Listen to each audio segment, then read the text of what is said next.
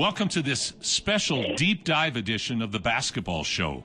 I'm your host, Paul Sir, and today I am, thrilled is the only word I can come up with, to be joined by Chris Broussard. Chris is one of the big personalities in the coverage of basketball in the United States.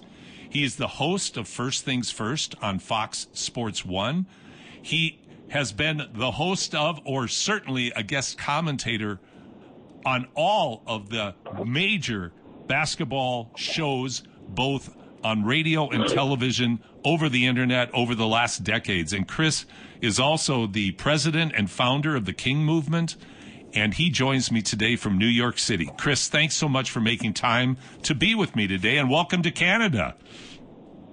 Yeah, it's my pleasure, Paul. It's great to be on. I'm looking forward to talking some hoops. And shout out to all the Canadians out there.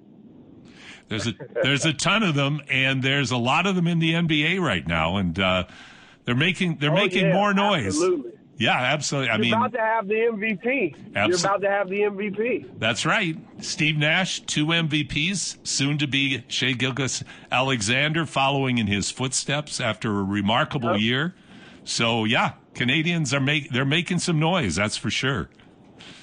So absolutely. Let's jump first of all to the Golden State Warriors and the Houston Rockets in their playoffs. And by the way, Chris, before I do that, I think this is an exceptionally interesting and intriguing first round.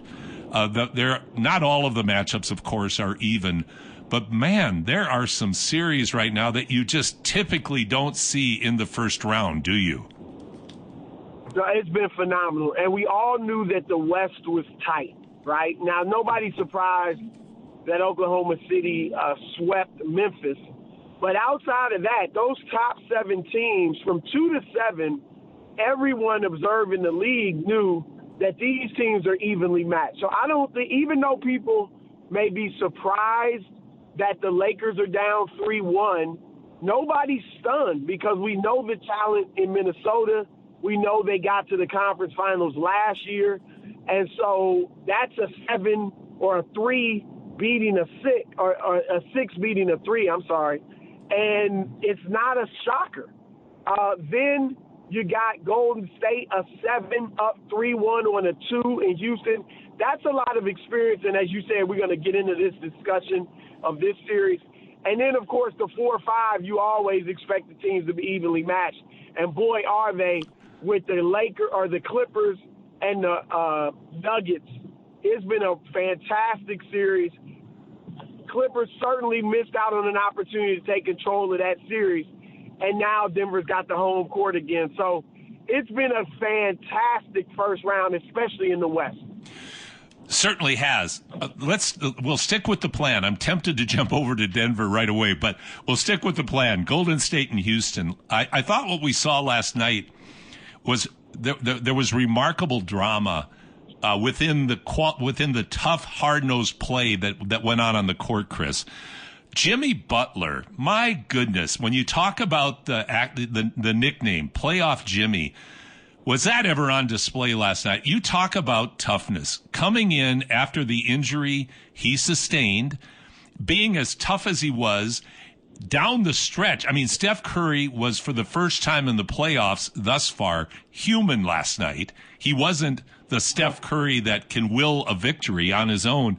But Jimmy Butler came in and down the stretch was just so effective physically and mentally.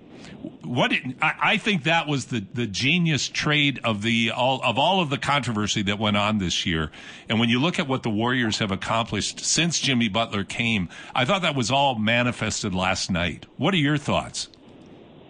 Yeah, I mean, Butler is, as you said, playoff Jimmy. He's one of the toughest guys in the league, both mentally and physically. And look at what he did in Miami. Getting a team that did not have a great roster to the finals twice. All right, beat Giannis in Milwaukee, beat Tatum and Brown in Boston, and got to the finals and simply was just overmatched by the Nuggets and the Lakers in those 2 trips. But now you put him with the great Steph Curry and one of the greatest defenders we've seen in Draymond Green, and a group of shooters and an excellent coach in Steve Kerr. And what we're seeing is the result of that. And so last night, as you said, toughness on display mentally, playing with that injury to his hip. And it looked like he got aggravated a couple of times last night, but he still played through it and then comes up with the game-clinching rebound with 7-footer Steven Adams standing right there. Golden State had been dominated on the glass, and Butler gets that rebound to clinch the game. That really says it all. I think it does too. And when you look at the replay of that rebound, the vertical leap that Butler made to gather that rebound over one of the great rebounders in the NBA, Steven Adams, it was incredible. And I think that's the thing, like to your point, which is really well stated. Jimmy Butler willed Miami, who had no business being in the NBA Finals, twice, beating a former NBA champ and a future NBA champion in Milwaukee and Boston to get there. It's just remarkable. And then last night, like I said, he had a night when he had to step up, injured as he was, because Steph Curry was average for Steph Curry by his standards. And you also touched on one other thing, how great Steve Kerr is as a coach. I think he's one of the great coaches in the league, in the history of the league, really. I think he unleashed Steph Curry and changed the course of basketball as it is. But he does creative things within a game that I don't see most NBA coaches, as great as they are, as accomplished as they are. But I think he makes adjustments other NBA coaches don't make. Well, he is a fantastic coach. There's no doubt about it. And look, when he got to Golden State, Mark Jackson had done a great job before him, laid a foundation, particularly defensively. But what Kerr did was took that offense and, as you said, Steph Curry, to a level that no one expected. I remember being with P.J. Carlesimo, the former NBA and college coach. We were on TV on ESPN talking about that Warriors team heading into training camp, and we both felt like, look, they've got everything they need. They had David Lee. They had Draymond Green coming off the bench at that time. They had Steph and Clay. Like, they had all the positions you felt they needed. They had size with Andrew Bogut, but it was like they're just not good enough to get past the second round in the West. It's just as simple as that. And what Kerr did with that offense took them to the next level. And what he did, because under Mark Jackson, when they would get their 50 wins, they ran the same, essentially a very similar offense to most teams in the league, where they had Steph Curry running the point guard, running the high pick and roll. And Steph's numbers were great. He was 24 points, 8 assists a game, his highest ever as far as assists, and he made all-star teams. But Kerr put Steph off the ball, ran him off screens, got all the whole team with more player and ball movement, and that opened up a world of basketball that we didn't think we'd ever see. It really changed it to where the cliche, as you know, used to be jump shooting teams don't win championships. And now it's actually the opposite. And that's all due, or some of it, a lot of it, to Steve Kerr and what he did with that offense. Of course, he had the two greatest shooters, or two of the greatest, and the greatest shooting backcourt ever in Steph and Clay. And as you said, now for him to maneuver, I mean, what he's doing with Jonathan Kuminga, not playing him when Butler's available, having to massage that situation. They don't have size. He's got to massage that. He's getting production out of Quentin Post, who was a second-round draft pick, and having him bring Steven Adams out away from the basket. As you said, Kerr is a fantastic coach. He really is. And, I mean, we could talk about this for about 3 hours, but one of the things that I think is part of Kerr's genius, well, two real quick points. Allowing Curry to be outrageous, that's number one. No other coach up to that point would have I think been able to do that. But number two, he ran a lot of actions for both Kerr and Thompson that got them shots in the mid-range.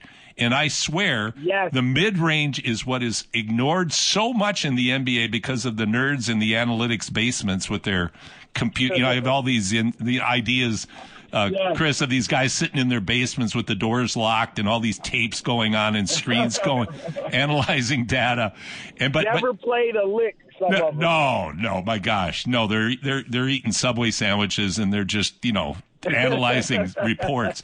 But he would run effective actions for the mid range, which opened up more from the 3-point line than if you just keep running things to try to get guys 3-point shots.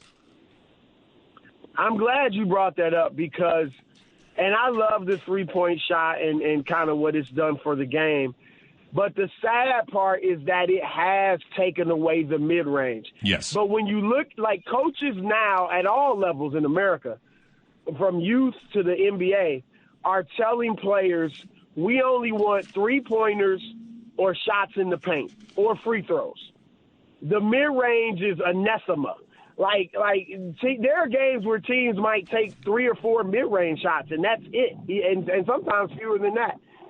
But if you look back at the history, as you said, the team that started the jump shooting and 3-point revolution, the Warriors, when they were first winning those championships, they were a heavy mid-range team. Absolutely. Steph and Clay shot a lot of mid-range jumpers as well as threes. And then Kevin Durant joins, and he's a mid-range assassin. And then you go further. Kawhi Leonard, the only thing that's held him back is injuries. He is a mid-range guy. Shai Gilgeous-Alexander, about to win the MVP, a mid-range guy. Like the mid and beyond it being just an effective shot and part of basketball, the great thing today, if you're a mid-range shooter, is teams, they want you to take that shot. So I'm not saying they're giving it to you, but they want to run you off the 3-point line. They want to keep you out of the paint. So the one shot that that gets the least resistance, I'll say, is the mid-range jump shot.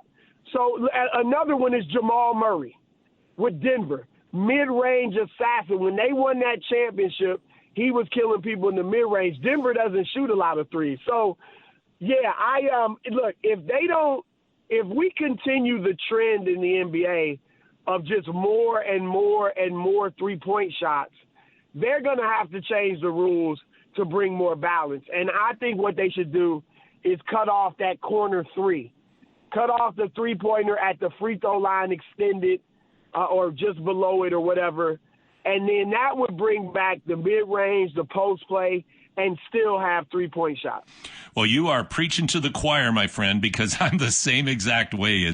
And I think you highlighted it perfectly when you point out the success that elite players are having with the mid-range shot. I mean, how much more proof do you need of how important the mid-range is than to look at the seasons that Shai Gilgeous-Alexander is having? Like, he's a good 3-point shooter, not a great 3-point shooter, but he's so crafty and able to mix things up that he's impossible to guard most of the time. Yep, absolutely. I'm talking with Chris Broussard, the host of Fox Sports 1, joining me today from New York City here on the special deep dive edition of the basketball show. Now, Chris, I know you have limited time, but I have to touch on Denver and the Clippers. You know what? With Jokic, it's like he can't not make an assist. I'm going to use the double negative there. He throws up that ridiculous shot that ends up being this unbelievable game winner. I mean, talk about resurrecting Jimmy Valvano and the North Carolina State victory over Houston, But Aaron Gordon's response was just incredible. What a moment. And when you talk about saving the series, man, if the LA Clippers lose this series, which I don't think they will personally, but if they lose this series, you're going to look at that play and just scratch your head and say, how in the world did that happen? Oh, yeah, no doubt. And I'm with you. I've got the Clippers in 7. That was my pick going into the series. But, yeah, I mean, look, Denver is fully alive now. And, Russell Westbrook is hurt. Michael Porter Jr. is playing through injury. So they're banged up. But now they have home court advantage. Obviously, they've got the best player in the series in Nikola Jokic. And they've got the momentum. They were all but done. Had they lost that game, they would obviously be down 3-1, but they also would have dropped a 20-point lead. So their spirit would have been done, and I think the Clippers would have closed them out in 5 or 6. Now they have full life. So, it's going to be an interesting, next 2 or 3 games. This has been one of the best series of a great first round. And, when you mention Jokic, because you hear a lot of players, or not players, but fans, say things like Larry Bird couldn't have been as good today and this and that. And I say to all the people, the youngsters out there, if you want to know what Larry Bird, why he was so good, what made him so good, look at Nikola Jokic. Because he is a 7-foot version of Larry Bird. Can't run fast, can't jump very high, but just an intelligent player, a skilled player, a crafty player, and a competitive player who's able to overcome his physical limitations because of those things. And Jokic is just phenomenal, and it's just great to see. I love the Larry Bird comparison because, number one, it's accurate. And number two, everybody has limitations as a basketball player, whether they're physical, mental, training, fundamental, whatever the limitations are. It's how you mold your strengths in with your limitations to make yourself a complete basketball player. And both Bird and Jokic are exactly that. Now, Chris, before... Yeah, and what Jokic is remember Scottie Pippen kind of popularized the phrase point forward. Paul Pressey was before him in Milwaukee, but it was kind of Pippen. I mean, Nikola Jokic is a point center. Yes, he is. That is a new position as far as I'm concerned. Point center. And if you look at it, he is not the only one. The international players have now brought this position to the league. Alperen Şengün in Houston, to some degree, a point center. Domantas Sabonis in Sacramento, a point center. Those 3 guys, and you could even throw in Giannis to some degree in Milwaukee, they all are the primary playmakers for their team. In addition to being, 7 feet tall, rebounding, scoring, and all of that. So there's a little revolution going on in the game of basketball thanks to these guys. Well, thanks to these guys, and the one common thread that ties all of those names together is they're all international players, Chris. And I would love to have the opportunity at another time to talk about the development system in North America compared to how other players are being developed around the globe, because I think there's a discussion, and I know it's going on in the NBA right now with their thoughts of Europe, etc. But I'd love to have that conversation. Now, I know you got to go, but I have to. This is something that I really wanted to get your opinion and your take on. Is the video review system that the NBA now has having the desired outcome? Because as we went through the different matchups that are going on in the first round, and you look at not just the fact, the one video review that I think is totally is why the video review has to be in place, and that's, did Aaron Gordon get the shot off before the buzzer, the dunk off before the buzzer, out of bounds lines, etc. But man, when you start changing fouls, like LeBron's foul, that or the ball going off Ant in the waning seconds of that very close 1-point game at the time on the baseline, and you get a challenge and it reverses it through micro analysis of LeBron's hand hitting Ant's wrist first, changing it from out of bounds to LA down 1 to 2 free throws for Ant. And then on the reverse side, Hardaway Jr. clearly getting fouled at the buzzer and not having a chance to shoot free throws. What are we getting the desired result, or are we just making it a more painful process to watch an NBA game now? Yeah, that's a great question. I think, first of all, what you want, the desired result is that you get the calls right. Right, of course. As much as you can that you get the calls right. And so that being the case, I don't mind the situation with LeBron and Anthony Edwards. Okay. Because at the end of the day, they got it right? Yes. But the problem is that every play isn't reviewable. Right. And so the Hardaway, they clearly got the Hardaway call wrong. The NBA came out and said we got it wrong. Yeah. Sorry. And right there said it, yes. And so, right, I'd rather you not even say anything. That probably makes the feel even worse, right? So that's the problem. Now, but here's the thing, and I know you know this. You can't review every single play or call because then the game takes too long and you destroy the rhythm of the game and everything. So that is where the challenge comes in, figuring out what is reviewable, what isn't. In hindsight, we all wish, I think, that they could have just reversed that call on the Hardaway shot because, again, it was a clear foul. Tim Hardaway Jr. is an 81% foul shooter for his career, shot 85% this season. He's at the line now with 0.3 of a second left with 3 chances to make 2 free throws to win the game.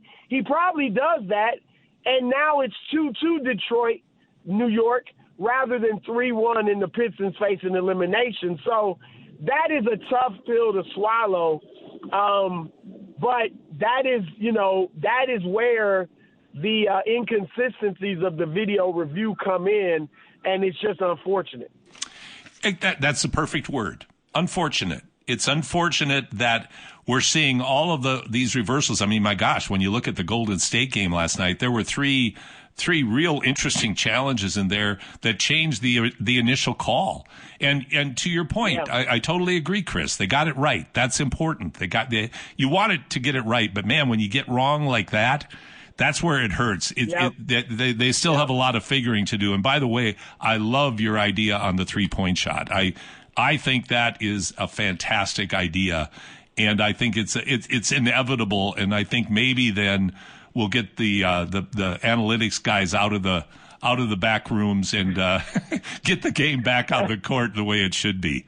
Right. What I always say, look, analytics is a part of the equation. It is not the entire equation. And as you said it, and you kind of comically described, the stereotype of these analytics guys, I get why they go 100% on analytics because that's all they know. 100%. They can't fall back on when I played the game or what it was like in the locker room or what it was like to be on the court and compete like that. And that is important because it shows itself in other ways. An analytics-driven general manager or let's say a totally analytics-driven general manager, he won't take into account things like chemistry, players fitting together, personalities, the human elements.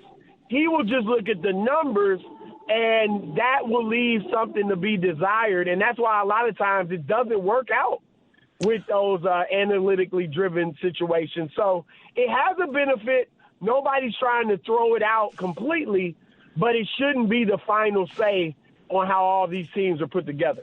100%. And how the game is played. 100%. And we know through the course of the NBA history that trends take hold and everybody jumps on one bandwagon and then jumps on another, whether it was drafting European players, drafting kids out of high school, all of those things. Yep. Everybody just rushes to the middle on that. But I totally agree with you. It's an important part, but you can't analytic Jimmy Butler's efforts last night. That defies analytics. Chemistry defies analytics.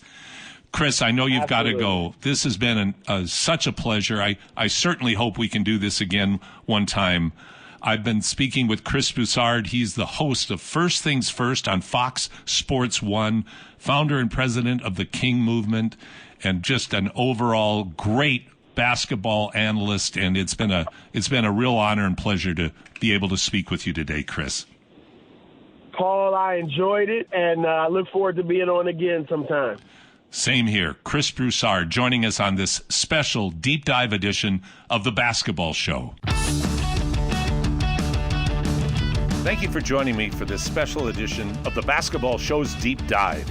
You can listen to The Basketball Show live every Saturday from 10 a.m. to noon Mountain Time on Sports 1440 in Edmonton and sports1440.ca all across Canada.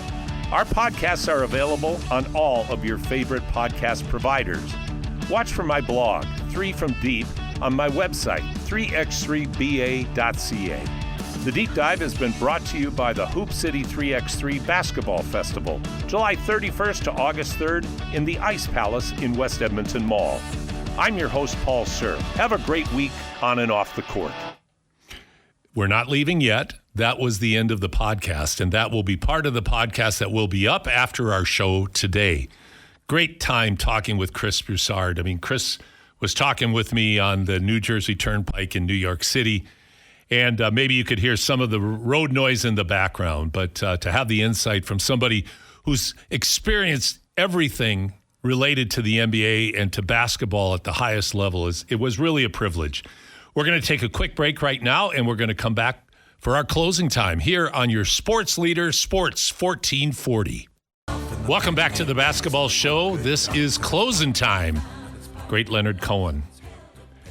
We're going to talk, first of all, about our poll. Ryan, who's going to surprise people with a Game 7 victory over the next 2 days? Well, surprise people is actually, I guess, the opposite result of the question. So the answer to that is LA beating Denver and Houston beating Golden State were the least responded to that poll. So the question for everyone tuning in a little later is, what would the least surprising outcome be in the two NBA Game 7s? For a reminder for those, it's Houston Golden State in Game 7 and Denver and LA. So again, the top least surprising answer, Denver beating LA. 40% of the vote. That would be the least surprising result. Jokic taking down Kawhi. That honestly surprises me that people think that. Anyways, Golden State beating Houston second with 28% of the vote. That's second least surprising. And then tied for last is Houston beating Golden State and LA beating Denver. That would be the most surprising in the eyes of the voters. Interesting. Really interesting. And I think to give credit to our listeners, I think what we're all expecting, and we'll find out rightly or wrongly later today, is Nikola Jokic to put his cape on and be Superman today and will the Nuggets to victory. And so that's what we're expecting. They've won an NBA championship, but this is not that Denver team as we know. So it's going to hinge on Jokic's Superman's efforts, but it's going to hinge on Jamal Murray showing up and the rest of the Nuggets putting together a solid game and somehow disrupting James Harden get to the basket. And Ryan, it is so impressive to this day, even though James Harden is now in his mid-30s, how I think he's the best penetrator getting to the basket player I've ever seen. Harden? For me. He's not even super athletic either. It's pretty cool to see him do it. Like, he's obviously athletic. He's in the NBA. But compared to other people, I'd fight that and say Michael Jordan or LeBron James are also pretty good at getting to the rim. I agree, but not as good as Harden is at getting by and getting directly to the rim. And what it is, I think what makes that even more impressive is the fact that when Jordan would get to the rim, especially in his younger years, obviously, he would dunk on you, you know? Same with LeBron. That's not Harden. He's not going to dunk on you. He can dunk, and he dunks in games, but even in his youth, it wasn't like he was a dunker. He was doing floaters and layups. Layups through traffic, initiating contact, some of it controversial, flopping, all of those things that we talked about before. But, yeah, Harden's very, very good. So, two great series again. Today we got Denver and L.A., and then tomorrow we've got Golden State and Houston. So, phenomenal finish to the first round. I have some texts for you too, Paul. Sure. So, Ben Dangles texted in saying that when you talked earlier about being a dead body in the morgue, you said you'd be a dead body in the morgue if a coach said, You should not have 0 in any statistical category. Ben Dangle says, dead body in the morgue at least makes you money and continues a job. It's true. And Ben, I apologize. I don't think I expressed it well. It was the what my coach was saying, the late, great Les Whitkey, was saying, if you have zeros, it's no different than somebody being in a morgue and playing because they're giving you the same production. It wasn't like there was a threat on my life or a threat of kicking me off the team. So I apologize that I did not express that very clearly. But you're absolutely right. A lot of these guys have a lot of zeros at the end of their contract. And when you look at their production in key games, there's too many zeros on their There's a lot of more zeros on their check that they get paid on. The Kyle Kuzma game. Yeah, Kyle Kuzma. Wow. Yeah, what a dud. What a flop in Milwaukee. I got another one for you too here. Sure. So Johnny B texted in saying, hey, Paul, can you speak to why anyone would ask JJ Redick any questions? He's such a condescending prick. I know he's a smart guy, but God, cannot stand him. Well, you know what, Johnny B, you've got a like-minded person here. I am not. I think I've shared before on the show when we had Avery in. I'm not a JJ Redick guy. I mean, he had a great collegiate career. He was a very good NBA player, but as Jerry West said after JJ Redick made his condescending, Bob Cousy was playing against plumbers and firemen, remark, Jerry West said, well, how many championships did you win, JJ? And, of course, the answer to that is none. And then his response, and this may be what you're referring to, the other night when a reporter had the audacity to ask him about his historically stupid decision to play the same players for the entire second half against the Timberwolves in a game where the Lakers were in a position to win. JJ Redick's response was the arrogant, as you're referring to. Are you saying that because I'm a rookie coach? You don't think I don't talk to my assistant coaches all the time? He spit out a few other condescending words and then got up and walked out. That's JJ Redick. I think if JJ Redick has any kind of reflective quality to his personality, and I'm sure he does because he's not a smart man, he's going to look back and go, wow, did I ever blow that? He made rookie coach mistakes with a weird, flawed, strange lineup that combined one of the great young talents in the league with one of the venerated old talents. Wasn't able to get it done, really had his lunch handed to him. So I don't disagree with you. I'm not a JJ Redick fan either. But if they win that game, it's 3-2. Yeah, they're going to Game 6 for now to send it to Game 7 instead of just losing in 5. Yeah, hey, I say this with I think the appropriate, I hope, amount of humility. I made so many mistakes when I coached. Afterwards, I can think of the most egregious mistake I ever made as a coach that cost us a game when I was coaching in what was the pro league at the time here in Edmonton with the Edmonton Energy. Did you play the same lineup the entire second half? Pretty much, but there you go. But what I didn't do is they had a player on the other team that was absolutely cooking us. I think he ended up with 51. I didn't even go to a zone. I just tried to guarding him man to man and switching the guys up, and nobody had an answer. A zone would have at least given a different look, and maybe because we lost by 1. And honestly, it was all my coaching. I wonder where that guy is now. He wasn't. He was a good player for for the league that we were in, the IBA, I think it was called. I'm trying to remember now what we played with when we were the Energy, but he IBL. But he was a good player. He played overseas, had a real nice college career. There were a lot of good players in that league. So I'm going to do a show one day on the Edmonton Energy because that's a great story. So anyway, thanks for that question, though. Totally agree on JJ. Okay, let's talk about something that relates to basketball in our city.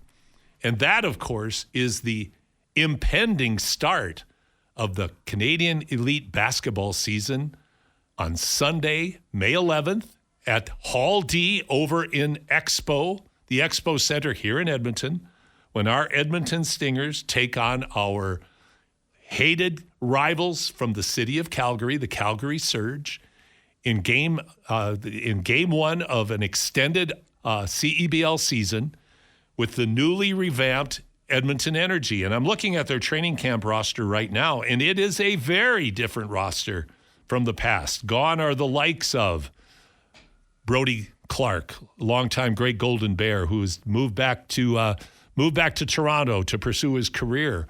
Adika Peter McNeely, one of the original Stingers who was with the team through last year, now the head coach at NAIT of the NAIT Ooks men's team, and an assistant coach with Jordan Baker on the Edmonton Stingers. Back are Nick Hornsby, and we'll have an interview that we did with Nick next week when we do a whole segment focus on the Stingers. And also back as well, and I'm looking through the lineup right now. I don't think he's at, actually, Aaron Rooms is back as well. But those are the only two players that we have when training camp starts. We have other players coming. We have a couple of local, we have one local player, Holt Tomey, who hails from Calgary, has all of the records at Mount Royal for, I believe, points, assists, and rebounds in his career there, has 1 year left. He's going to play for the Golden Bears next year. Holt is on the roster along with Harry Ainley's Sabri Phillips, who just completed his Division I career down in the States. Sabri's back.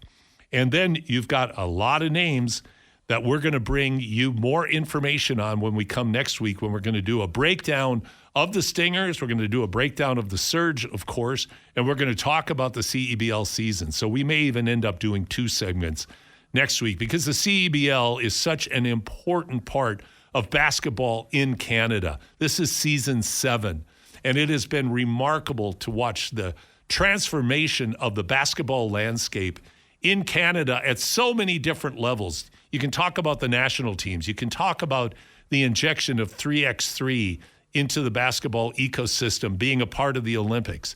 Canada being so competitive in women's 3x3 as a nation in particular, but making a real commitment moving forward at Canada basketball for the future of 3x3. And 5-on-5, of course, we had high expectations. Last year in the Olympics, they weren't fulfilled, losing in the quarterfinals. But certainly going forward, we expect in the World Cup next year and also in the Olympics in Los Angeles in 2028 that Canada is going to be in contention for medals in men's and women's 5-on-5 and in men's and women's 3x3. So the CEBL gives kids in our country another dream that they can pursue to be part of professional sports in your home country. So if you haven't got your tickets for opening night, I'm not sure, honestly, what the status is. I'm hoping it's already sold out. But go to the Stingers website, buy your tickets. The game time starts at 4 o'clock. I have the privilege, once again, I've been able to do the color analysis all for all of the seasons, and I'll continue to do so this year with Doug McLean, Mark Majot, and of course Ryan Reed is going to be doing courtside reporting for some of the games as well, Ryan. That's going to be a lot of fun to have you I'll there. be trying my hand out there. Yeah, we'll see what happens. Hopefully it's not a complete train wreck. Well, I'll be making faces at you when you're trying to be serious when you're out there. So you can plan on that. Actually, no, we're really excited to have Ryan be a part of it. But we have a great broadcast team. The folks at Work Happy Productions do such a phenomenal, world-class job in terms of the actual broadcast itself. So it's going to be a lot of fun. So as we wind down over the next couple of minutes, let's talk about one other thing in the NBA that I think Bill Raftery is one of the great announcers in college basketball. And for those of you who watch March Madness, you probably know who Bill Raftery is.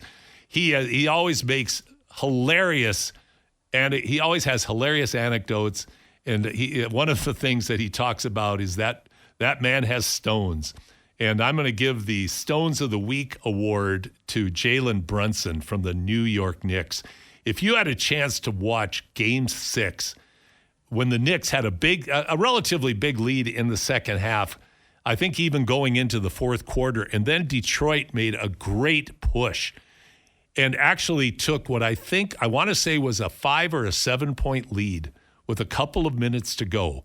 And while that isn't as dramatic as the comeback in Milwaukee by Indiana, what was dramatic is that The score was tied 113 each after Brunson had scored, I think, the 5 points leading up to that to bring New York back to a tie after being down 7.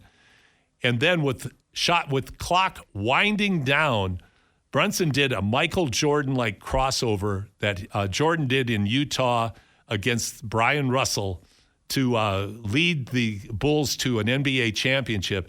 But Brunson absolutely froze and crossed over the young Thompson player who had done a phenomenal job on him all night defending, and hit a pull-up 3 as the time was running out so that the Knicks defeated the Pistons 116-113. And anybody who watched that saw how hard Brunson, who is voted, Ryan, as the clutch player of the year in the NBA, you could see he personified. You talk about delivering. You get that award and you go out and you win a game like that. My God, flashes was that of ever De'Aaron impressive? Fox. What I saw, yeah. De'Aaron Fox won a couple clutch player of the years. No. In all seriousness, Jalen Brunson has been. Oh, you poor.